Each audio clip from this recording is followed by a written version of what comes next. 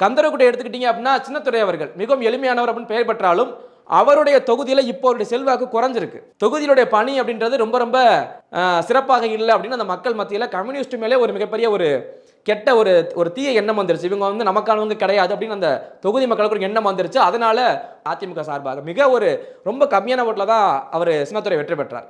So இந்த முறை தாவேக அதிமுக கூட்டணி அமைஞ்சிச்சு அப்படின்னா அதுவும் அந்த கூட்டணிக்கான சீட்டாக போயிடும். தனியாக நின்றாலும் அதிமுகவுக்கு போகிறதுக்கான வாய்ப்பு இந்த முறை இருக்கிறது. ஸோ மீதம் இருக்கக்கூடிய இந்த 5 தொகுதிகளும் இப்படி இருக்குது. மெய்யநாதனுக்கான அந்த ஆலங்குடி தொகுதியை மட்டும் நான் ஏன் குறிப்பிட்டு சொல்றேன் அப்படின்னா, அவரை வீழ்த்துவது கடினம் என்றால் அவர் சமுதாய மக்கள், குறிப்பாக முத்தரையர் அப்படின்னாலே தெலுங்கு முத்தரையர், தமிழ் முத்தரையர் இருக்கும். திருச்சியில் அப்படி எடுத்துக்கிட்டீங்க அப்படின்னா சமீபத்தில் ஒரு கல்யாண நிகழ்வு நடந்துச்சு, பழனியாண்டி அப்படின்னு சொல்லிட்டு. இந்த பழனியாண்டி அவர்கள் அவர் மட்டும்தான் முத்தரையர் சமுதாயம் திருச்சியை பொறுத்தவரை.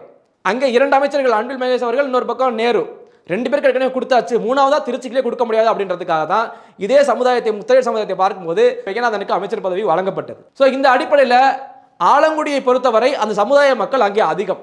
அந்த பகுதி முத்தரையர் அப்படின்றது மற்ற மாவட்டங்கள் ராமநாதபுரம், மதுரை, திண்டுக்கல், சொல்லக்கூடிய திருச்சி, இந்த முத்திரையர்களோட அவங்க இணைய மாட்டாங்க. இவங்களுக்கு தனி ஒரு பெயர், தாளமாட்டு அம்பலக்காரர்கள் அப்படின்னு ஒரு பெயர் அடிப்படையில் தான் உட்பிரிவில் அவங்க இருக்காங்க. ஸோ ஒரு 30-40 கிராமங்கள் வரைக்கும் அந்த தாளமாட்டு அம்பலக்காரர்கள் அப்படின்ற எல்லைக்குள்ள வருது. அவங்க எல்லாமே இந்த மாற்று முத்திரைகளை தாண்டி ஒருபடி அவங்க வேற மாதிரியான அவங்களோட பழக்க வழக்கங்கள் வேற மாதிரி இருக்கும், முறைகள்லாம் வேற மாதிரி இருக்கும். அந்த சமுதாயத்திற்கு இந்த மாதிரி அமைச்சர் பதவி ஒதுக்கி கொடுத்தாங்க மெய்யநாதன் அவர்களுக்கு.